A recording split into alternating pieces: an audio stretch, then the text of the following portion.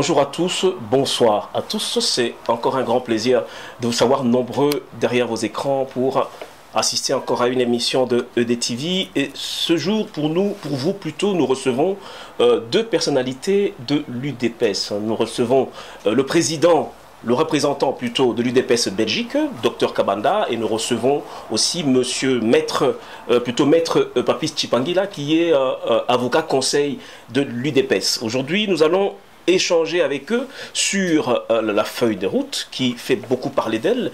Nous parlerons du dialogue, nous parlerons aussi évidemment de l'actualité politique. Docteur Kabanda, bonjour. Bonjour. Docteur Kabanda, vous êtes président, non, vous êtes représentant plutôt de l'UDPS. Président fédéral aussi. Président fédéral de l'UDPS. Ok, c'est un plaisir de vous recevoir sur notre plateau. Merci. Bonjour Maître Papis Tshipangila. Bonjour Damien. Oui, comme je l'ai dit, vous êtes avocat conseil de l'UDPS. Effectivement, voilà. Je suis l'avocat conseil de l'UDPS. C'est parfait, c'est un plaisir en tout cas d'être avec vous sur le studio, le plateau de EDTV. Docteur Kabanda, nous désirons parler un tout petit peu de la feuille de route. Évidemment, la feuille de route parle du dialogue, le dialogue politique sollicité par l'UDPS. Est-ce qu'on peut connaître en une phrase, c'est quoi l'objectif poursuivi à travers cette démarche de demande d'un dialogue politique à un pouvoir qui apparemment est en train d'agoniser? L'objectif principal, c'est de faire en sorte que le processus électoral qui est déjà en cours puisse atterrir de manière tout à fait consensuelle, qu'il puisse se passer dans la transparence, qu'il soit égalitaire pour tous les participants, et surtout que cela se passe dans un climat apaisé. Voilà, en quelques mots, l'objectif poursuivi par cette feuille de route et surtout le dialogue réclamé par cette feuille de route. Mais en lisant la feuille de route, il y a quand même toute une rubrique dans laquelle on évoque l'historique. Et dans l'historique, on voit le dialogue intercongolais de Sun City qui finalement a été sanctionné par un accord global et inclusif, un accord qui exigeait en fait les élections libres et transparentes, et un accord qui a abouti à un gouvernement de transition, hein, et qui a eu à poser les mêmes préalables que ceux posés aujourd'hui au niveau de la feuille de route de l'UDPS. Est-ce que peut-on comprendre que l'UDPS s'attend aussi à la même finalité, c'est-à-dire une transition, un gouvernement de transition, un partage des gâteaux? Absolument pas, parce que quand vous citez le dialogue de Sun City, il y avait un objectif, c'était la réconciliation nationale et pouvoir mettre tous ceux qui se sont en tout cas tirés dessus, tous les groupes armés, plus l'opposition politique. Aujourd'hui, on change d'expression, on parle de la cohésion nationale. Donc, c'est la même chose, plus ou moins. Non, la feuille de route ne parle pas de la cohésion nationale. Nous avons un objectif précis. Parce que quand vous parlez du dialogue de Sun City, ça avait abouti à la mise en place d'un processus démocratique. Et ce processus a abouti à des élections de 2006, comme vous le savez. Première étape. Il y a eu des élections en 2011. Deuxième étape. Et comme vous le savez, tout ça, ça s'est passé dans une organisation tout à fait voulue par une seule partie, c'est-à-dire le régime en place, qui a tout régenté pour gagner ces élections en 2006 et en 2011. Mais lorsque vous dites que ça a été voulu par une seule partie, on n'est pas tellement d'accord, parce que dans les accords de Sun City, en cette période-là, il y avait la communauté internationale qui était très impliquée dans ces processus-là. Et nous allons constater, d'ailleurs, vous évoquez ça aussi dans la feuille de route, nous avions vu la communauté internationale qui s'est impliquée dans le dialogue, et la communauté internationale qui a accompagné les processus électoraux de 2006 et de 2011. Et la même communauté internationale, n'est-ce pas, qui a favorisé, les déboires que nous sommes en train de décrire aujourd'hui. C'est à cause de la communauté internationale que finalement Joseph Kabila a été maintenu en 2006. C'est la même chose pour le hold-up électoral en 2011. Tous les cris de l'UDPS pour qu'on puisse régler le litige n'ont pas eu lieu. Et pour conclure un peu à ma question, c'est que en 2011, on a vu la même communauté internationale contactée par M. Etienne Tshisekedi, la même communauté qui fait encore des promesses à Etienne Tshisekedi pour régler le litige contentieux, et ça n'a pas eu lieu. Aujourd'hui, on voit encore l'UDPS continuer à compter sur la même communauté internationale. C'est la naïveté ou il y a autre chose en tout cas cachée derrière? Il n'y a pas de naïveté là-dedans, parce que on part du dialogue de Sansoti, au cours duquel, ou à l'issue duquel, on a mis en place une transition. Et il s'est fait, et vous le savez très bien, que le pouvoir a été partagé entre ceux qui avaient pris les armes, puisque l'opposition non armée représentée par l'UDPS a été mise à l'écart. On n'a pas participé à ce pouvoir de transition, et vous le savez. Et c'est pour la raison pour laquelle je dis, ce processus a été formaté par ceux qui avaient pris les armes pour se préparer. Non seulement ils se sont partagés le pouvoir et tout ce qui va avec le pouvoir, c'est-à-dire tous les moyens financiers et autres, et ils ont tout fait pour préparer les élections de 2006. Et la raison pour laquelle l'UDPS est resté en dehors, c'est parce que rien ne s'était fait de manière consensuelle. Vous savez comment la Constitution a été passée en force. Vous savez comment est-ce que la commission électorale a été mise en place de manière tout à fait en ignorant l'opposition. Et vous savez les conséquences qu'il y a eu en 2006, en 2011. La communauté internationale accompagne ce processus depuis Sansoti. Elle ne peut pas se substituer à la place des Congolais. La tricherie qu'il y a eu en 2011, l'UDPS a dénoncé, mais l'UDPS n'était pas la seule à dénoncer. Tout le monde a dénoncé les tricheries, les fraudes qu'il y a eu. Est-ce que le fait que Kabila a pris le pouvoir par la force, même si il est resté de fait, on doit ignorer la communauté internationale aujourd'hui, dire qu'elle ne joue pas son rôle? Non, parce qu'elle continue à jouer son rôle avec la MONUSCO, avec beaucoup de structures. En tout cas, la MONUSCO continue à accompagner les Congolais dans ce processus. Nous ne pouvons pas dire, parce qu'ils n'ont pas écarté Kabila qui avait frotté, ou ils n'ont pas fait ce que nous voulions qu'ils fassent, et ignorer la communauté internationale. Non. Oui, mais est-ce que... Bon, je reviens chez Maître... merci docteur, je reviens à Maître Ntipangila. Qu'est-ce qui fait qu'aujourd'hui, on soit aussi motivé à faire confiance à la communauté internationale? Quand on lit la feuille de route dont on parle aujourd'hui d'ailleurs, on a l'impression que l'UDPS est en train de faire l'apologie de cette structure. Vous êtes juriste, on a même vu que Etienne Tshisekedi écrit à la communauté internationale. C'est-à-dire que lorsqu'il adresse cette feuille de route, en fait, il l'adresse à la communauté internationale. Alors que la résolution, je crois, 2147 du Conseil des Nations Unies, ne dit pas que c'est la communauté internationale qui convoque le dialogue. Son rôle, c'est tout simplement d'accompagner ou de promouvoir le dialogue. Qu'est-ce qui a changé entre 2011 et 2006 pour qu'aujourd'hui encore l'UDPS puisse continuer non seulement à faire l'apologie de la communauté internationale, mais aussi à lui faire confiance? Je vous remercie pour votre question qui est très très pertinente. On peut revenir sur notre feuille de route. Lorsque nous faisons un rappel historique, c'est pour voir à partir de quel moment le processus démocratique ou de la démocratisation du pays a commencé.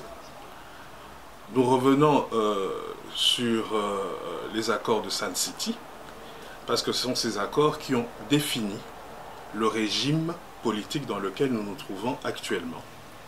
Et il était important qu'une transition soit organisée, parce qu'on passait d'un régime politique vers un autre régime politique. Donc la transition s'imposait. 1+4 a été mise en place. Vous savez que nous n'étions pas partie prenante aux institutions de 1+4. En 2006, nous avons eu le premier scrutin électoral qui a été organisé avec des failles accompagnées par la communauté internationale. pour aller vite, en 2011, il y a eu un nouveau cycle électoral avec des fraudes massives décriées par tout le monde, accompagnées toujours par cette même communauté internationale. Et maintenant, nous nous orientons vers un nouveau scrutin en 2016. Oui. Que dit l'UDPS concrètement? Il y a des problèmes. Nous avons tous décrié la fraude, que ce soit au niveau de la communauté internationale, que ce soit en interne. Même le président Kabila lui-même avait reconnu qu'il y avait des irrégularités. Dans un pays normal, ce scrutin devrait à tout le moins être annulé. Oui. Il y a eu un passage par force de M. Kabila qui s'est imposé et qui gouverne à l'encontre des aspirations réelles du peuple qui avait choisi le président Étienne Tshisekedi. Que faire? Le président Tshisekedi, en tant que responsable, il veut sauvegarder le minimum d'acquis démocratique qui est en cours au Congo. Il se dit que nous devons initier un dialogue avec la partie adverse, étant donné qu'il y a eu une bipolarisation de la classe politique congolaise suite à l'élection de 2011, ceux qui ont soutenu que Kabila aurait soi-disant gagné ces élections et ceux qui soutiennent que c'est le président Étienne Tshisekedi qui a gagné ces élections. Nous devons trouver un cadre de concertation, d'échange pour trouver une solution par rapport au Congo. Est-ce que nous devons aller tout seuls? Non. Nous appelons cette même communauté internationale à ses responsabilités. C'est elle qui a accompagné ce processus. Nous disons concrètement ceci. Nous ne demandons pas l'arbitrage de la communauté internationale. Il faut faire une nuance. Nous ne disons pas que nous, les deux parties, nous venons et que la communauté internationale, vous allez arbitrer pour nous. Nous demandons la médiation, c'est-à-dire la facilitation uniquement de cette communauté internationale. Nous avons des points de vue diamétralement opposés. Comment voulez-vous qu'on puisse aboutir à un consensus sans qu'il puisse avoir un médiateur neutre qui peut faciliter les échanges entre les deux parties? Oui, mais c'est la question, c'est sur la neutralité de ce médiateur. Hein, pour revenir à ma question de départ. C'est un peu la question, quelle est la garantie de la neutralité, n'est-ce pas, de ce médiateur, alors qu'il a déjà fait des preuves dans le passé sur ce que vous connaissez en tout cas? Vous savez, la communauté internationale, c'est toute une nébuleuse. Oui. Elle peut prendre position en fonction des circonstances, en fonction des événements. Et par rapport à cela, on ne peut pas se dire que toute la communauté internationale est contre nous et qu'il n'y a pas lieu de trouver une facilitation neutre par rapport à la problématique interne du Congo. Nous avons vu la communauté internationale accompagner la République démocratique du Congo, notamment par rapport à la problématique de la guerre de l'Est au Congo. Donc cette communauté internationale, la MONUSCO, a agi à tout le moins, dans certaines circonstances, en faveur du peuple congolais. Et nous ne pouvons pas dire que, étant donné qu'il y a eu des problèmes en 2011 notamment, et que la communauté internationale ne s'est pas impliquée davantage, mais nous la mettons face à ses responsabilités par rapport aux positions antérieures qu'elle avait prises. Ok, on va y revenir hein, pour connaître les garanties éventuelles que la communauté internationale nous donne, mais je voudrais, avant qu'on aille dans le fond de toutes les dispositions évoquées dans la feuille de route, je voudrais qu'on lise un paragraphe dans la feuille de route. Le régime de M. Kabila, qui tient sa légitimité des armes, ne se sent pas de devoir envers le peuple congolais sur lequel il veut régner avec mépris et par défi. Pour preuve, multiplication des manœuvres, on a évoqué tout ce que Kabila a fait. Et la conclusion de ce chapitre dit c'est pourquoi l'UDPS propose un règlement de la crise actuelle par la voie d'un dialogue politique. C'est-à-dire, d'une part, l'UDPS est en train d'évoquer le caractère criminel du pouvoir en place. L'UDPS est en train de fustiger le fait que c'est un gouvernement qui tue, qui massacre. D'ailleurs, dans la feuille de route, je crois qu'il y a quelque part une rubrique où l'UDPS donne ça avec beaucoup plus de détails.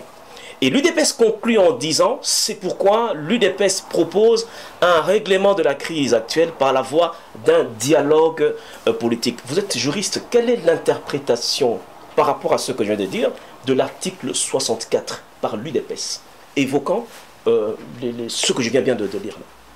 Bon, l'article 64 n'est pas en contradiction avec ce que nous soutenons. Je peux vous dire, dans tous les conflits meurtriers de la planète, in fine, ça se règle par un dialogue. On peut commencer même par les 2 grandes guerres mondiales et ce qui s'en suit. S'il n'y avait pas eu dialogue entre la Belgique, le pays dans lequel où nous nous trouvons, et la France et l'Allemagne, il n'y aurait pas eu l'Union européenne, il n'y aurait pas eu tout ce qu'il y a eu. Ouais. Donc on peut décrire tous les conflits du monde et vous allez constater que, en tant que responsable politique, à un moment donné, il faut s'arrêter, essayer de trouver un consensus pour sauvegarder l'intérêt général. Donc, le fait de pouvoir tenter de préserver ou de préserver les acquis démocratiques n'est pas en contradiction avec l'article 64. L'article 64, lorsqu'il y a violation massive des règles que l'on s'est imposées, ça permet au peuple de revendiquer sa propre victoire ou de prendre les choses en main. Mais le fait de vouloir trouver une solution pour l'intérêt de ce peuple, je ne vois nullement la contradiction. Oui, c'est-à-dire que ici c'est plus pour dire, je crois que les stratégies ou les actions à mener sont censées corroborer la situation existante. Si le régime en place, en conclusion ici dans la feuille de route, il y a une expression assez intéressante évoquée ici, c'est que on dit le peuple congolais ayant dépassé le seuil du tolérable pourrait être tenté par d'autres solutions qui risquent de réduire à néant les efforts déployés par la communauté internationale. C'est-à-dire que l'UDPS est consciente, c'est-à-dire le seuil du tolérable, ça veut dire le peuple est prêt à basculer dans d'autres méthodes.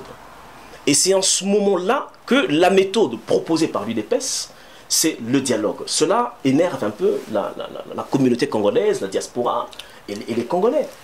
Écoutez, pour vous répondre, on va prendre des exemples concrets. Prenons le Burkina Faso. Qu'est-ce qui s'est passé au Burkina Faso? Le peuple burkinabé a pris ses responsabilités pour faire partir le régime en place. Mais in fine, qui s'est déclaré président? Un militaire prend par la voie des armes le pouvoir. La classe politique burkinabèse revient au dialogue pour désigner le président actuel. Mais l'UDPS en tant que parti responsable préconise de manière déjà préventive ce dialogue pour éviter toute forme de débordement. Parce que qu'est-ce qui va arriver ou qu'est-ce qui risque d'arriver concrètement en République démocratique? Parce que vous parlez indirectement du soulèvement populaire. Il y a soulèvement populaire. Qui va contrôler ces masses? Toute entité militaire peut se lever aujourd'hui, faire un coup d'État, et on retombe encore dans des guerres interminables avec des rébellions où tout le monde peut revendiquer une portion du territoire. Mais pour éviter tout cela, l'issue pour aboutir à une alternance démocratique consiste réellement à passer par ce dialogue et pour prendre toutes les précautions pour l'organisation des élections crédibles et transparentes.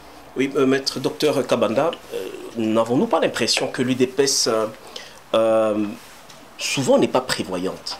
C'est-à-dire que vous êtes tellement rassuré que le dialogue aboutirait, n'est-ce pas, au résultat escompté, que vous ne prenez pas des dispositions pour, comme des parades par rapport à différents risques. En 2011, hold-up électoral, pas de plan B, on vit ce qu'on vit aujourd'hui.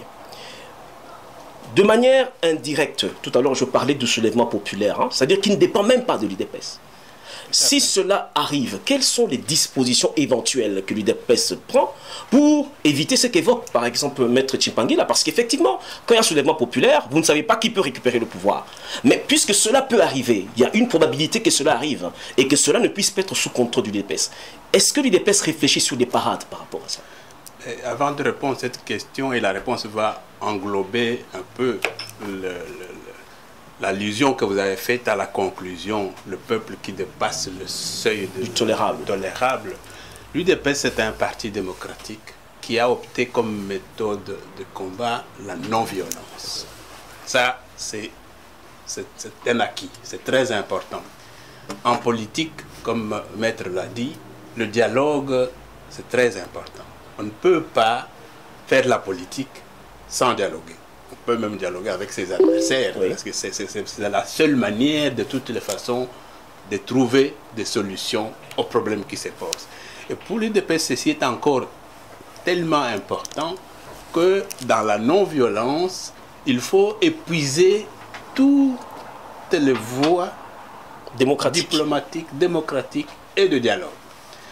Et donc, en disant que le peuple qui a dépassé les seuils de risque, c'est une manière de mettre en garde ceux qui sont en face de nous, c'est une manière de mettre en garde la communauté internationale qui a accepté d'accompagner ce processus et faire tout pour prévenir.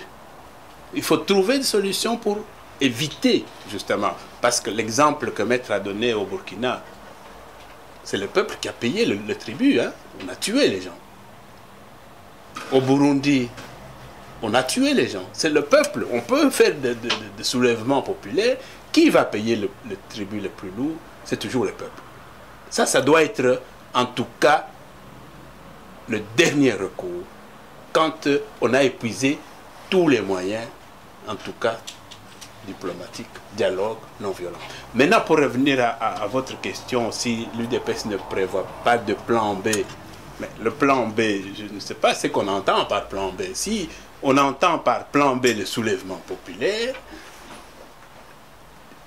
l'UDPS a toujours dit, il arrivera un moment où le peuple, vous l'avez dit d'ailleurs, devra se prendre en charge. On le répète toujours.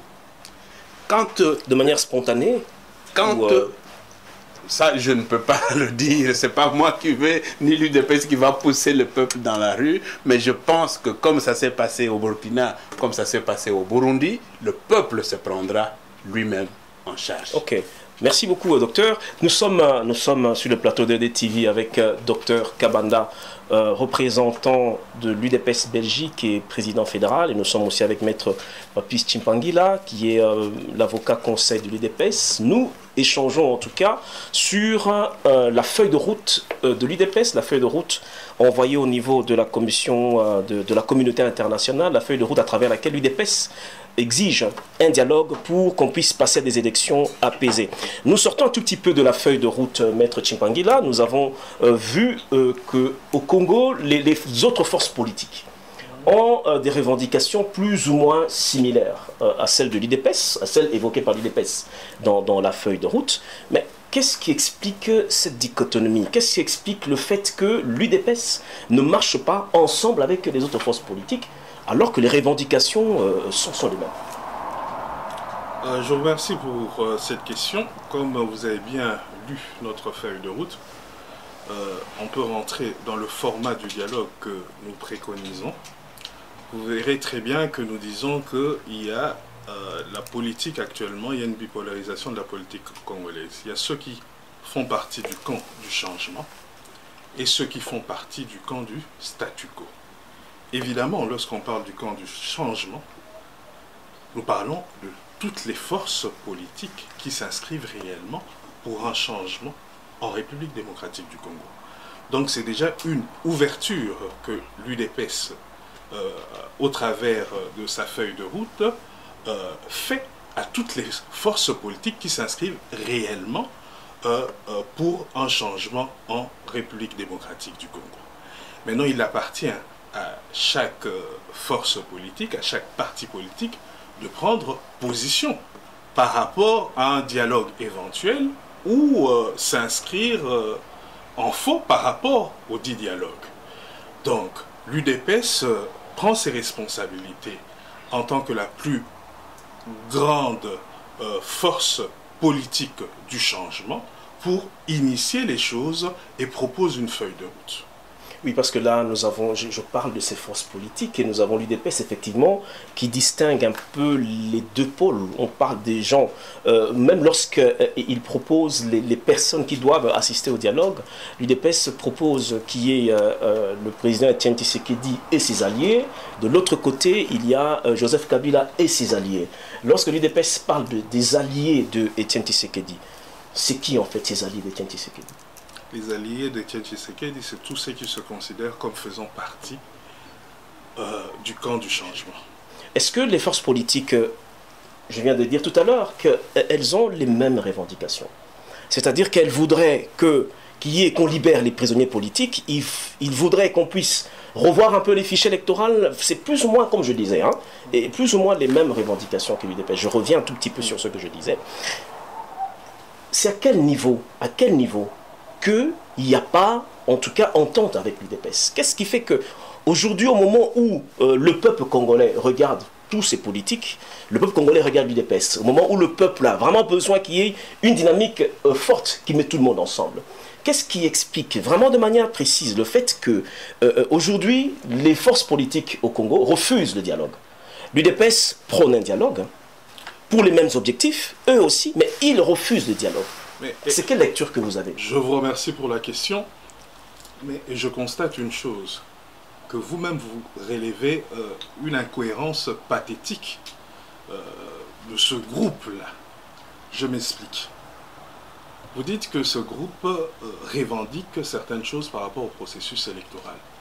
Notamment, on peut parler de l'enrôlement des nouveaux majeurs, le problème du fichier électoral, le problème peut-être même de la traçabilité des élections et ce qui s'ensuit.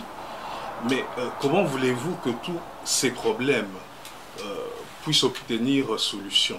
Ça ne pourra se faire que dans un cadre de concertation. Donc, en posant ce problème, eux-mêmes revendiquent une forme de dialogue. Ils estiment peut-être que ce problème peut être réglé au niveau de la CENI, mais je tiens à rappeler que au sein de cette même CENI, ils ont envoyé leurs représentants, qui se trouvent déjà dans cette CENI. Ils sont à la fois juges et parties. Et puis, il ne s'agit pas de la seule force prenante au processus électoral. Donc, même si on peut estimer que la CENI peut jouer un rôle dans le cadre de la revendication, mais ce n'est pas la seule force prenante au processus électoral. Donc toutes les autres forces prenantes doivent aussi s'exprimer par rapport aux questions qui sont partagées par tous. De là, ce groupe, en soi, ils sont pour le dialogue, mais ils déclarent qu'ils sont contre le dialogue. D'où vient la contradiction? L'UDPS reste un parti qui est tout à fait cohérent par rapport à notre propre logique. Nous avons sollicité le dialogue avant que Kabila nous envoie l'émissaire. Notre feuille de route a été signée le 14 février 2015. Donc nous avons déjà inscrit le dialogue comme étant une de nos priorités et la seule voie que nous estimons utile et démocratique pour réellement réaliser une alternance au pouvoir. Donc ce groupe est en contradiction permanente. On peut revenir même quelques mois auparavant. Ce même groupe ont revendiqué auprès de la CENI de publier un calendrier global avec un budget détaillé. Suite à leur pression, la CENI a publié un calendrier global. Maintenant, ils disent que non. Lorsqu'ils reçoivent le calendrier global, ils disent que le calendrier global de la CENI n'est pas adapté aux réalités. Mais lorsqu'ils sollicitaient la publication de ce calendrier global, ils ignoraient que le contexte actuel n'aurait pas permis à la CENI de publier un calendrier en tenant compte de toutes les élections. Non.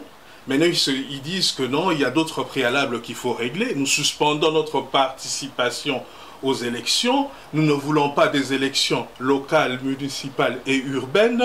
Nous voulons qu'on puisse revoir le calendrier de la CENI, ils vont le faire d'une manière totalement unilatérale ou ils seront contraints de dialoguer lorsqu'ils réclament certaines choses. Donc ils appellent au dialogue. Mais entre-temps, la CENI continue un peu son processus. La CENI a fait comprendre à celui qui veut l'entendre que le dialogue, toute cette démarche en rapport avec le dialogue n'a pas exclu le processus dans lequel la CENI est déjà investie. En fait. Mais la CENI n'est qu'un organe technique. La CENI a tout à fait raison de poursuivre dans la mission qui lui est assignée, dans le cadre de la politique que eux acceptent.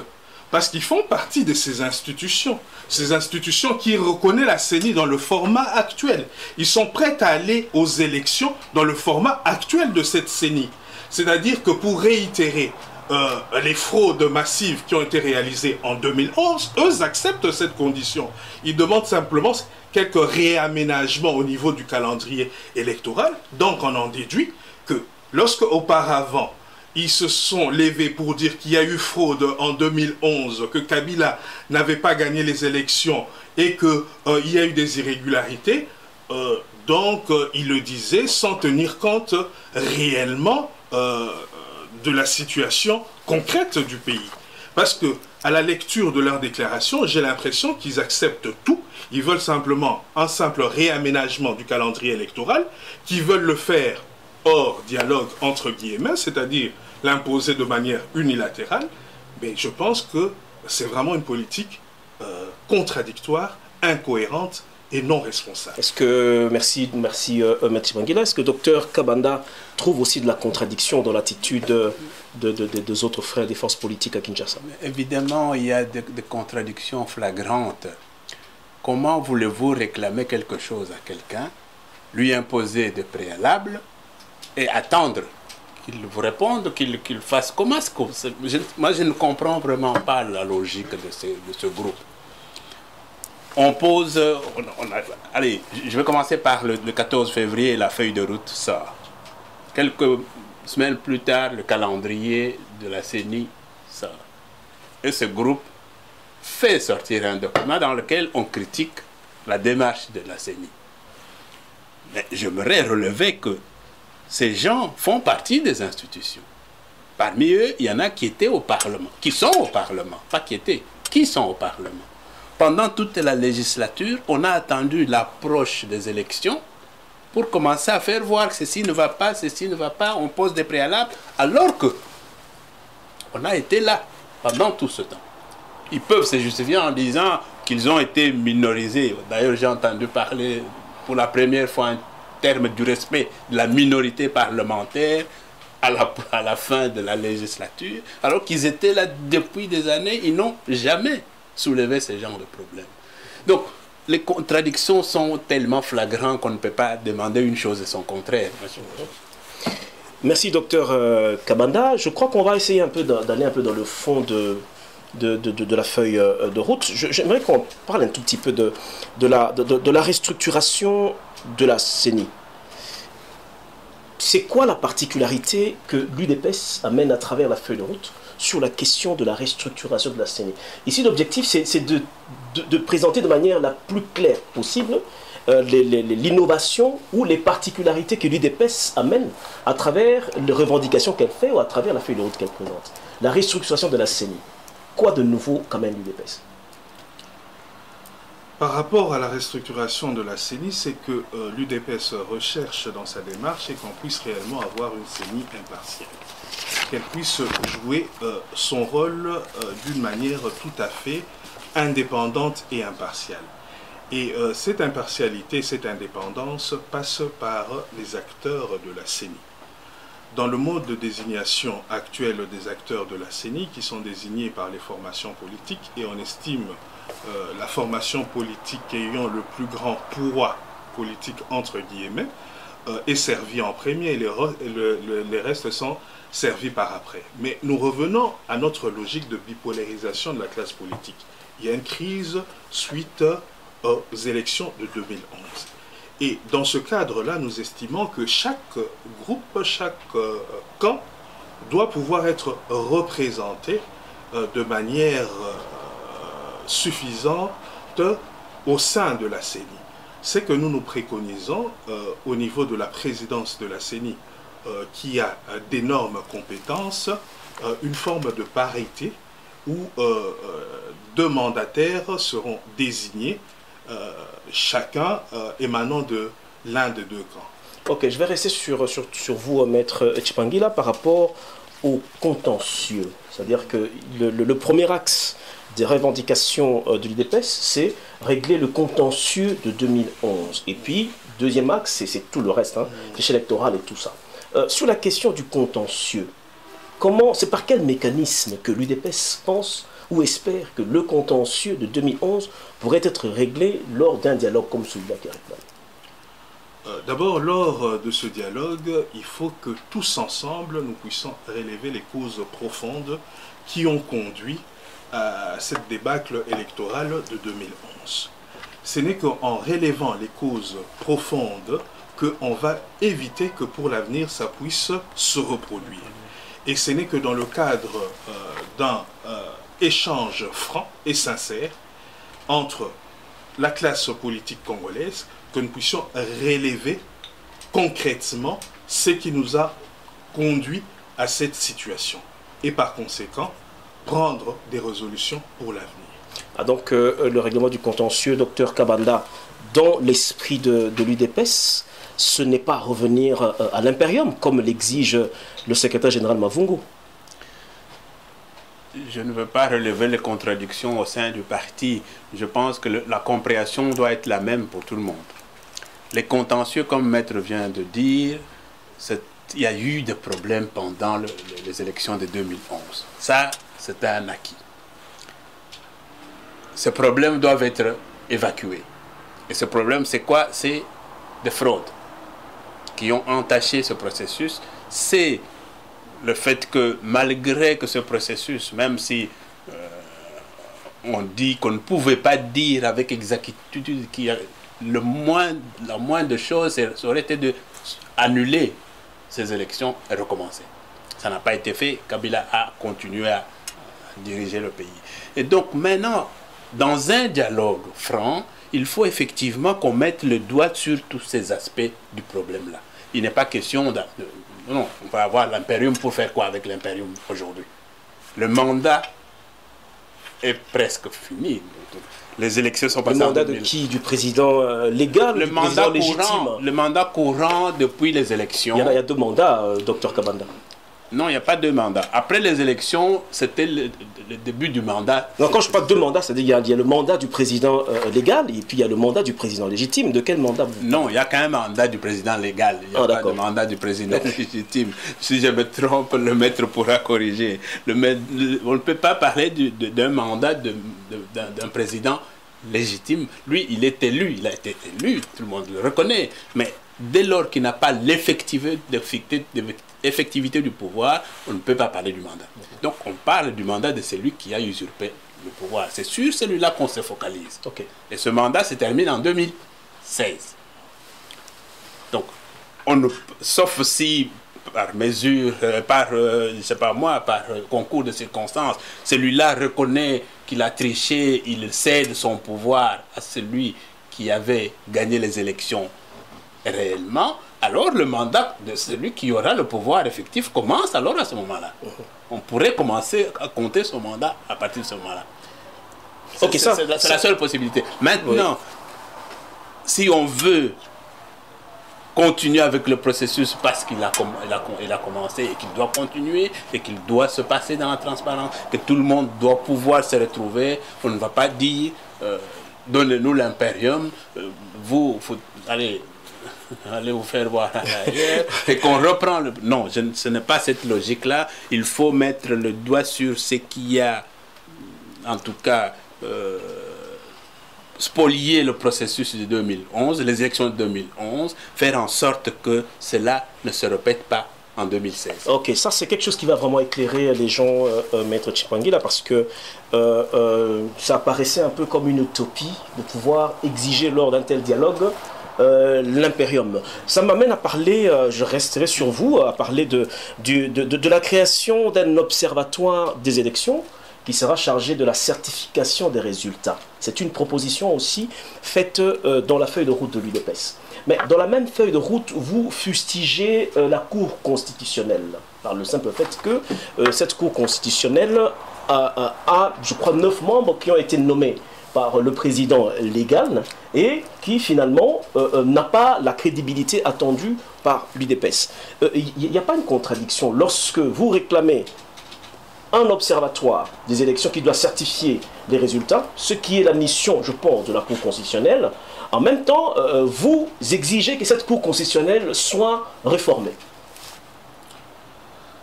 Je vous remercie pour la question. Nous ne demandons pas la reformation de la Cour constitutionnelle pour la simple raison que ceci implique une révision constitutionnelle. Nous nous inscrivons hors toute forme de révision constitutionnelle. Ce que nous disons, nous partons d'un constat que la Cour constitutionnelle a 9 membres, 3 désignés par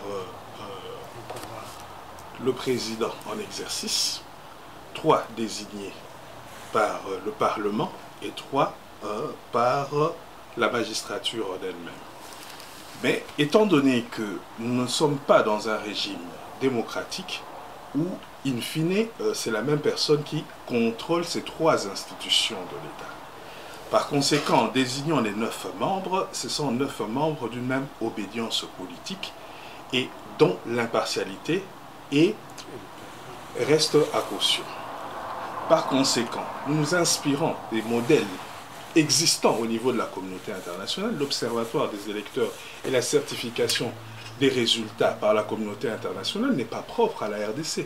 Nous l'avons vu avec la MONUSI en Côte d'Ivoire, où il y avait une cour constitutionnelle évidemment, mais il y avait un accompagnement réel de la communauté internationale. C'est pour cela que nous voulons que cette facilitation, tout justement, se fasse aussi dans le cadre de la communauté internationale. Parce que nous plaidons réellement pour un renforcement du mandat de la MONUSCO qui ne peut pas se faire hors cette communauté internationale.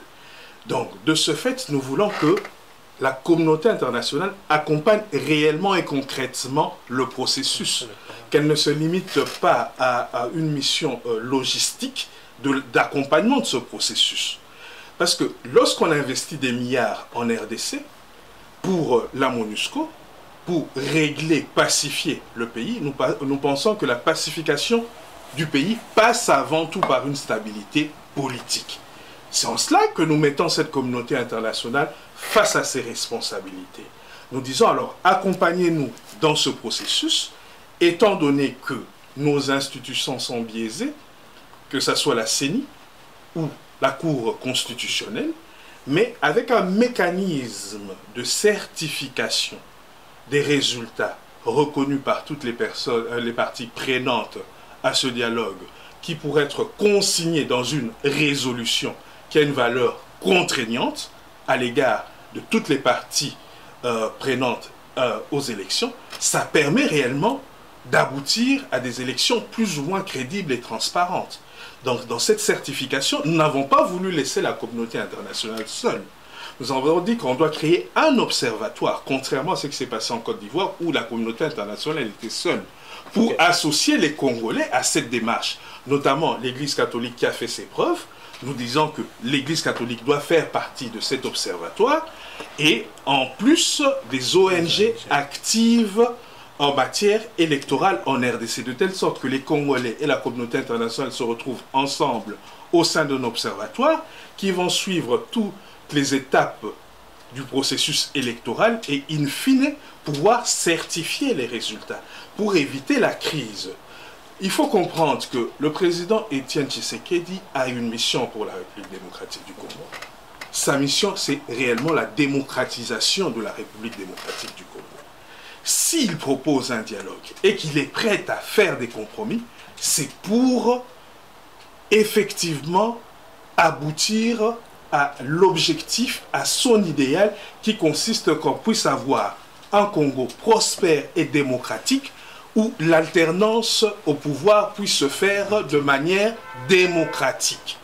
Donc c'est une forme de responsabilité par rapport à toute une nation, par rapport à tout un peuple, qu'il prend des engagements. Et notamment, il s'inscrit dans la voie du dialogue. Vous savez très très bien, pertinemment, mieux que quiconque, que nous étions dans une voie de l'impérium. Mais l'impérium, c'est la récupération de l'effectivité du pouvoir. Mais lui, il estime avant tout que l'effectivité du pouvoir revient au peuple. Et cette effectivité de pouvoir ne peut être récupérée via l'impérium que si le peuple choisit réellement ses dirigeants et a le dernier choix. C'est-à-dire aboutir à des élections crédibles et transparentes, c'est l'impérium que nous avons toujours revendiqué et il n'y a aucune contradiction par rapport à la démarche du président de l'impérium. Il faut bien comprendre ces mécanismes et ces notions qui sont interliées. Donc la démarche du dialogue n'est pas contraire à la démarche de la récupération de l'impérium parce qu'il estime que le peuple l'avait choisi lui. Et si cet impérium peut se concrétiser par un choix du peuple sur base des élections libres, transparentes et démocratiques, il a atteint son objectif. Oui, il faut dire que les contextes changent aussi un tout petit peu, c'est-à-dire les motivations de l'UDPS à l'époque lorsqu'elle réclamait l'impérium sont un tout petit peu différentes des motivations actuelles, mais parlant de l'observatoire, ça nous amène à la question de la traçabilité des résultats. On a toujours reproché à l'UDPS de pouvoir être absent pendant les élections, c'est-à-dire qu'il n'y a pas de témoins. Hein, on lui a reproché ça en 2011. Est-ce que cette fois-ci, parlons des mécanismes que vous revendiquez par rapport à la traçabilité des résultats, est-ce que l'UDPS elle-même prend des dispositions pour que cette remarque ne nous soit pas faite? C'est une excellente question que vous posez. Ce que nous refusons lorsque nous proposons un mécanisme de traçabilité des résultats est que uniquement la vérité des urnes dépendent de votre démarche personnelle. Je m'explique. Je suis candidat à une élection législative. C'est-à-dire que pour que mes résultats puissent être réels, je dois m'inscrire personnellement dans une démarche proactive, payer des témoins, amener des témoins à se rendre dans des bureaux de vote, avec des mécanismes qui me sont tout à fait propres, faire des photographies des PV, des résultats de chaque bureau de vote, parce que la CENI ne distribue pas une copie des PV à tous les témoins, c'est-à-dire des efforts propres entrepris par le candidat lui-même. Ce n'est pas normal. Lorsque nous voulons réellement avoir des élections crédibles et transparentes, il faut faire des mécanismes et il faut proposer des mécanismes qui permettent à ce que chaque candidat puisse réellement avoir les résultats qui reflètent la réalité des urnes. Ce que nous proposons par rapport à la traçabilité des élections, c'est hyper clair. Nous voulons que dans chaque bureau de vote, lors du dépouillement au niveau des bureaux de vote, que chaque témoin de chaque entité, chaque parti politique ou chaque candidat indépendant puisse participer à ce dépouillement, faire des observations qui seront consignées dans le PV et qu'une copie de PV soit remise à chaque témoin. Par conséquent, chacun aura ses résultats. Ça va nous éviter toute la problématique que nous avons connue en 2011 par rapport au centre de compilation. Parce que toute la fraude s'est déroulée au niveau des centres de compilation. Et par rapport à la transmission des données qui émanaient des bureaux de vote vers les centres de compilation. C'est-à-dire l'UDPS propose des mécanismes concrets pour aboutir réellement à des élections crédibles et transparentes. Notre feuille de route porte sur le processus électoral. Mais en tant que parti responsable, nous ne voulons pas uniquement faire des grandes déclarations uniquement. Ils ont triché, le calendrier n'est pas conforme. Mais qu'est-ce qu'on propose de concret par rapport à la crédibilité des élections? J'aimerais bien que vous confrontez notre feuille de route à d'autres propositions émanant d'autres partis, s'il y en a, parce que jusqu'à la preuve du contraire, je n'ai pas vu encore d'autres entités politiques proposer des éléments concrets pour aboutir réellement à des élections crédibles dans un climat apaisé. Je crois que ce sera peut-être lors du dialogue qu'ils auront l'opportunité de présenter en tout cas leurs propositions. Mais je voudrais un peu sortir de la technicité de la feuille de route. Hein. On va revenir encore là-dedans parce qu'on n'a pas fini pour demander un peu au docteur Kabanda. comment vous réagissez un peu à ce qui se passe dans des milieux congolais? Aujourd'hui, on considère que la démarche de l'UDPS, c'est de la trahison et que c'est pour favoriser, par exemple, le fait que Félix Tshisekedi devienne Premier ministre, ou c'est pour, encore comme à l'époque de Sun City, entrer dans un gouvernement de transition dans lequel Félix Tshisekedi serait Premier ministre? Merci pour la question. C'est une question qui préoccupe un peu les esprits de beaucoup de Congolais aujourd'hui, même si ça sort de l'imagination de quelqu'un.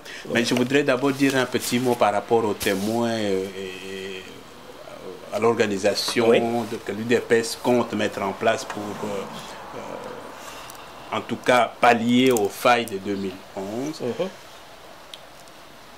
On est en train de mettre en place une formation pour préparer les membres du parti à ce processus que nous espérons qu'il va se passer dans la transparence.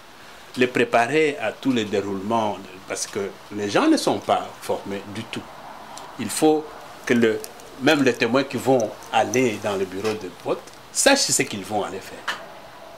On est en train de mettre en place tous ces dispositifs-là pour préparer les gens à cette élection-là, en espérant qu'on va obtenir, en tout cas, ce processus transparent.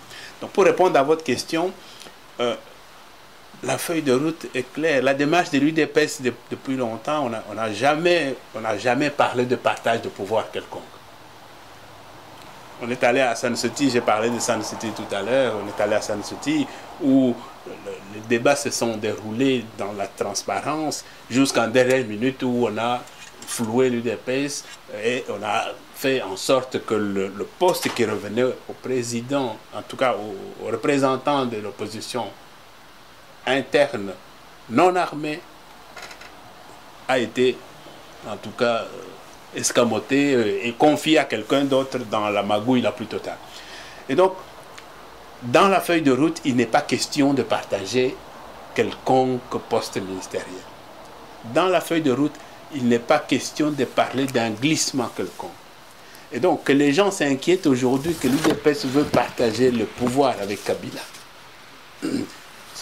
C'est ce que je viens de dire ici, ça sort d'une imagination quelconque, parce qu'on ne peut pas réclamer l'impérium en disant Kabila a volé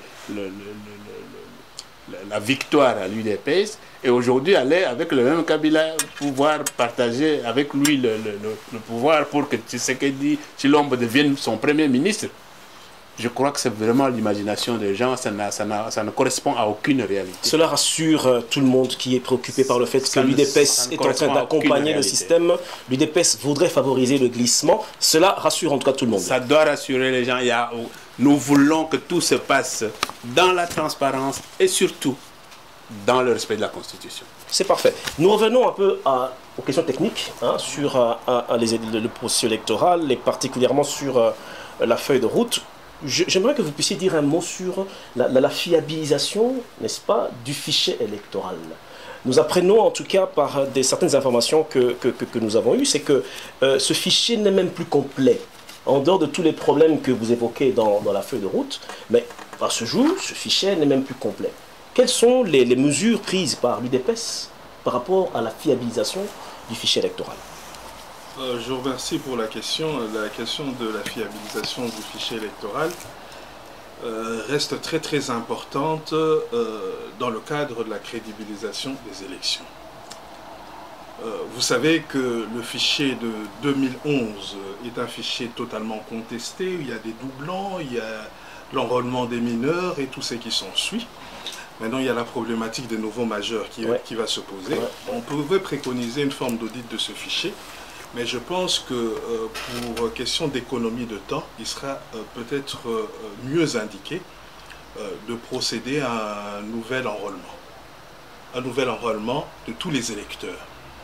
Et cette fois-ci, avec un contrôle externe par rapport au fichier qui va reprendre tous les nouveaux électeurs dans le cadre d'un nouvel enrôlement. Ça va faciliter les choses et ça permettra d'une part de régler la problématique des nouveaux majeurs et d'autre part de régler la problématique de la fiabilité de l'ancien fichier. Ok, c'est parfait. Mais par rapport à ça, il y a des autres amis des forces politiques dont on a évoqué tout à l'heure, en tout cas leur implication. Ça m'amène un peu dans la question de ce calendrier électoral et le temps que peut prendre ce processus de fiabilisation des élections. Eux, de leur côté, réclament quand même qu'il y ait des élections provinciales. Par contre, dans la feuille de route de l'UDPS, vous avez zappé toutes les élections de cette année. Vous ne retenez que les élections présidentielles et législatives. En termes de temporalité, quel temps peut prendre la fiabilisation de fichiers tel que vous êtes en train de le préconiser, et puis par rapport aux propositions de l'autre camp de maintenir les élections de cette année, est-ce que cela peut être contemporain? Et c'est pour cela que je vous dis que l'UDPS, nous proposons ce que nous estimons comme étant réaliste. Nous disons par rapport au calendrier électoral que les élections prioritaires sont les élections qui ont une contrainte constitutionnelle, ou l'élection qui a une contrainte constitutionnelle, c'est-à-dire l'élection présidentielle. Nous avons eu un processus biaisé en 2011. On doit repartir sur des nouvelles bases. Et pour ce faire, nous disons qu'on peut organiser ces élections de 2016 en tenant compte de toutes les contraintes que nous soulevons, en 2016 et dans le délai constitutionnel, couplé des élections législatives. Et pour le reste, c'est-à-dire les élections intermédiaires, que je qualifie d'intermédiaires locales, urbaines, municipales, ainsi que les provinciales, peuvent être reportées. Le temps de mettre tout cela en route pour procéder à un nouvel enrôlement. Selon les experts que nous avons consultés, ils nous disent qu'en 3 mois, 4 mois, on peut procéder à un nouvel enrôlement. On aura un fichier électoral tout à fait fiable de ce fait. Pour reformer la CENI, qui est une loi, ça ne nécessite pas une révision constitutionnelle. Pour inclure les mécanismes de parité, donc, avec ce que nous proposons, est tout à fait réaliste dans le respect du délai constitutionnel, et ça évitera toute forme de glissement, et que la question de glissement ne se posera même plus par rapport à toutes les manœuvres dilatoires qui sont en train de se faire sur le calendrier électoral, que ce soit de la part de la majorité et d'autres acteurs politiques. Ok. Je voulais juste compléter un peu, maître, en disant que ceci est tellement pertinent que vous avez suivi, qu'on a rendu public, la loi sur les découpages provinciaux. Oui. Ceci rend encore le problème des élections provinciales beaucoup plus compliqué. Parce qu'on ne voit pas comment, concrètement, on va mettre en place l'organisation de ces découpages pour que ces élections provinciales, justement, se fassent pour les 23 provinces, comme la loi l'exigerait maintenant. La feuille de route n'évoque pas le découpage, à moins que Non, nous avons... L'autre feuille de route parle des élections prioritaires qui exigent la contrainte constitutionnelle. C'est l'élection présidentielle à laquelle on va coupler l'élection législative. Okay.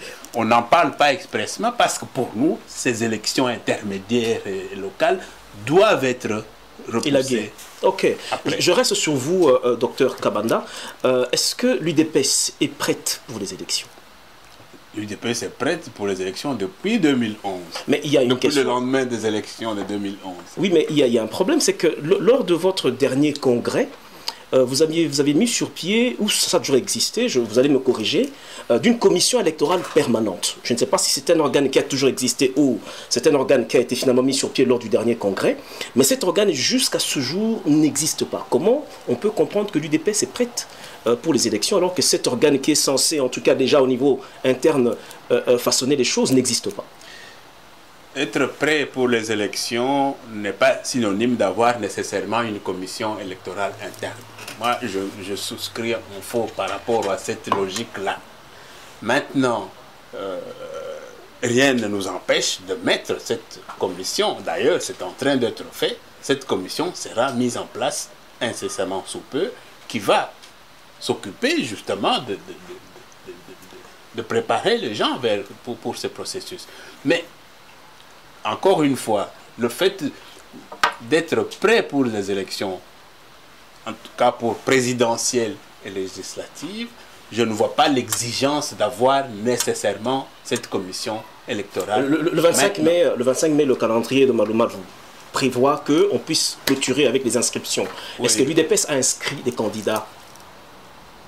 L'UDPS a demandé à tous ceux qui veulent se présenter à ces élections de se préparer, de préparer les dossiers. Les élections provinciales? Provinciales, oui.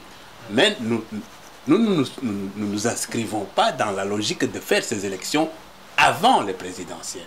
Mais cela n'empêche pas que ceux qui sont prêts pour postuler à ces élections soient prêts.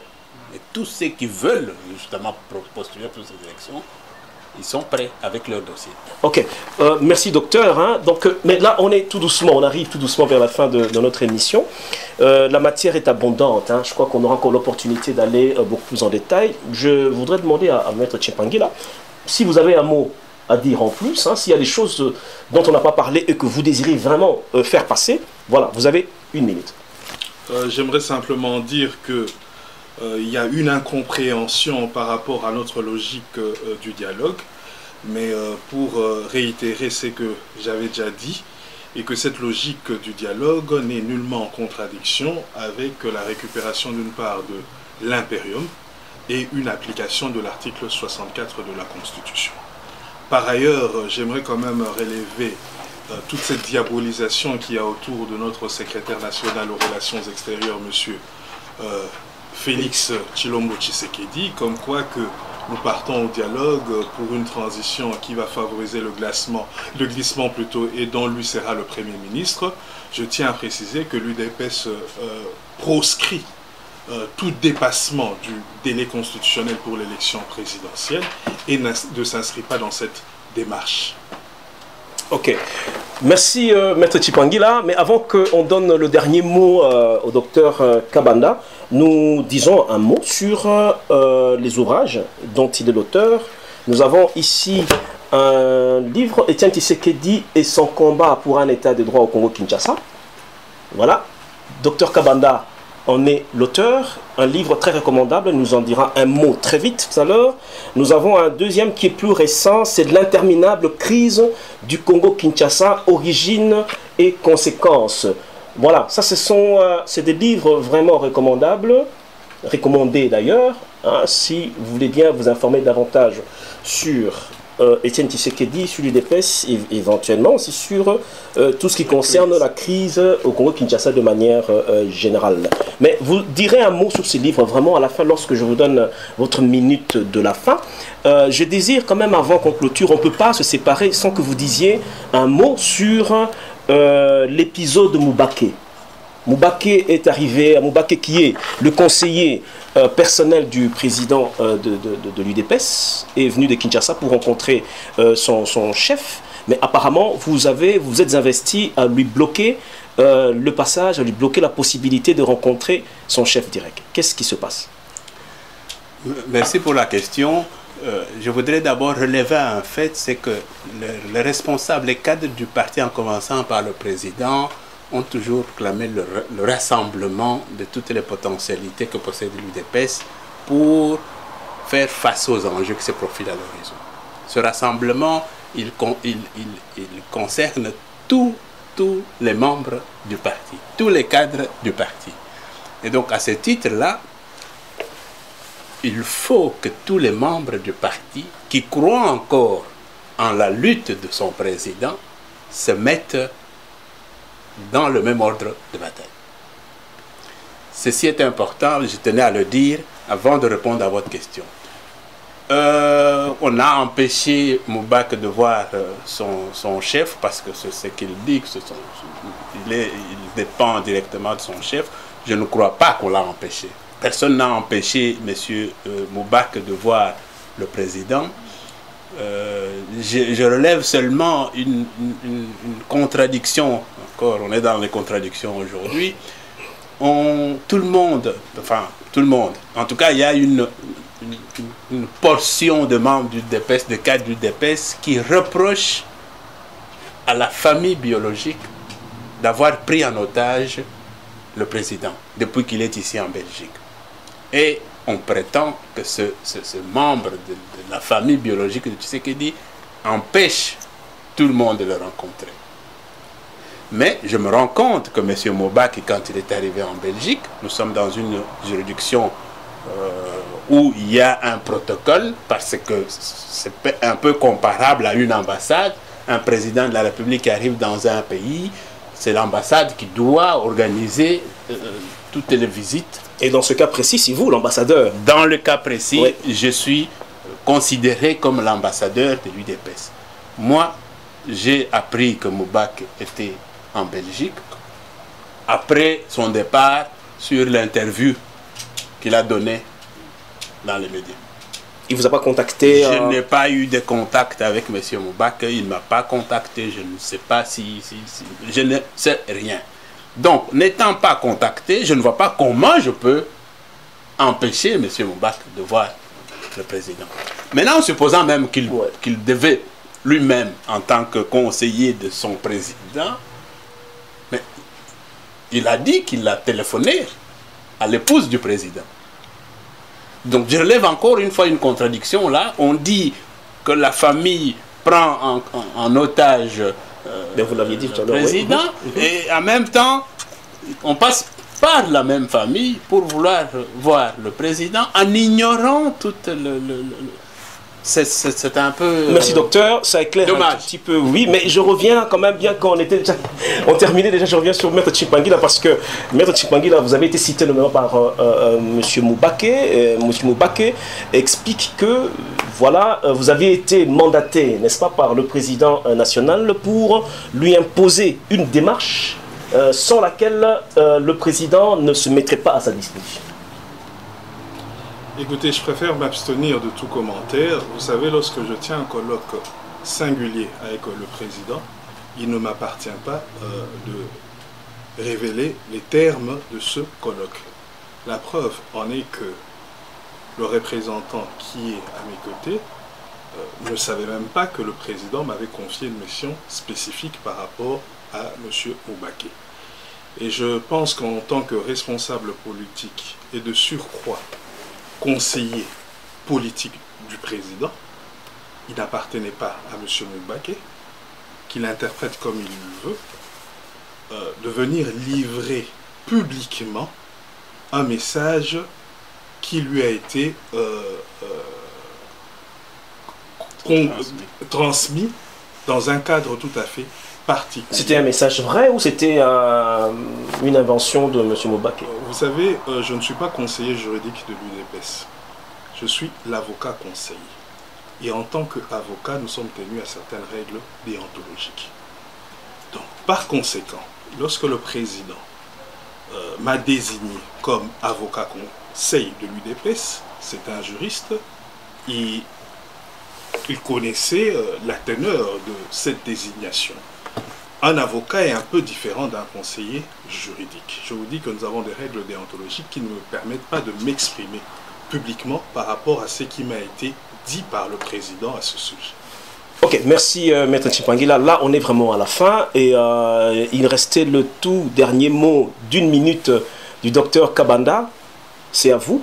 Vous pouvez toucher un mot par rapport à un de vos ouvrages. Une minute. Deux petits mots par rapport à l'ouvrage. On a présenté le président Tshisekedi ici comme quelqu'un qui veut pour le Congo un état de droit. Et ce livre résume un peu ces combats de M. Tshisekedi. Parce que cet homme qui est resté pratiquement le seul à être constant par rapport à ses collègues avec lesquels ils ont commencé, ils ont créé l'UDPS, etc., a montré que ce qui importe dans son combat, ce n'est pas le pouvoir. C'est vraiment un état de droit dans lequel les Congolais peuvent vraiment se sentir un homme comme tous les autres. C'est ça que je peux vous conseiller dans ce livre. Ça résume un peu ce combat-là. Oui, l'autre livre, c'est effectivement la crise qui n'est pas encore finie jusqu'à maintenant. Elle a commencé depuis 1997 à l'entrée de... Vous évoquez juste les faits ou vous donnez des propositions pour comment sortir de cette fameuse crise? Il y a des propositions. Ouais. Le dernier chapitre, justement, propose comment sortir de la crise. Ça date d'il y a 8 ans maintenant. Je crois que ces propositions sont encore valable. Ok. Et je dirais un point important, parce que il faut que je le dise, parce que je ne peux pas ne pas le dire. Allez-y. À l'arrivée de Kabila fils, il est arrivé un phénomène au Congo où, personnellement, je suis un peu écœuré. Il y a eu une naissance de ce que j'appellerais rêve congolais, en parallèle avec le rêve américain. Vous m'excuserez. À l'arrivée de Kabila, le papa, le fils. Le fils. Ok. Parce que depuis l'arrivée de Kabila fils, pour les Congolais, le rêve congolais, c'est quoi maintenant? Avec un peu d'opportunisme et de malice, on peut devenir n'importe qui au Congo. On peut même devenir président de la République. Le rêve américain, c'est les gens avec les talents, un peu de moyens, détermination et le travail, on peut devenir n'importe quoi. Mais au Congo, c'est juste l'inverse. Un peu de malice, c'est ce qui est. Je voulais qu'on en parle, mais malheureusement, on n'a pas le temps. On n'a pas le temps. C'est ce qu'on voit dans la classe politique aujourd'hui. On va trouver, avec un peu de malice, on peut devenir n'importe quoi. L'excellence, oubliée. La formation, la compétence, oubliée. Mais moi, je vous propose qu'on va trouver un temps pour essayer d'aller en profondeur avec vos deux livres qui sont intéressants, qui sont importants. Oh oui, le rêve congolais. Voilà, vous aurez le rêve congolais. Le rêve congolais. Vous aurez l'opportunité, en tout cas, d'aller plus en détail et ce serait profitable pour beaucoup de nos téléspectateurs et nos compatriotes qui nous suivent. Nous allons nous arrêter là. Moi, je voudrais dire merci au docteur Kabanda, merci maître Chimpangila. Donc, c'était aussi un plaisir de vous savoir très nombreux derrière vos écrans. Je voudrais remercier Rich Tempête qui a été, comme d'habitude, efficace à la partie technique. Nous allons remercier aussi maître Donat qui a été un soutien formidable. Et sur ce, nous nous séparons. Je vous dis merci, à très bientôt.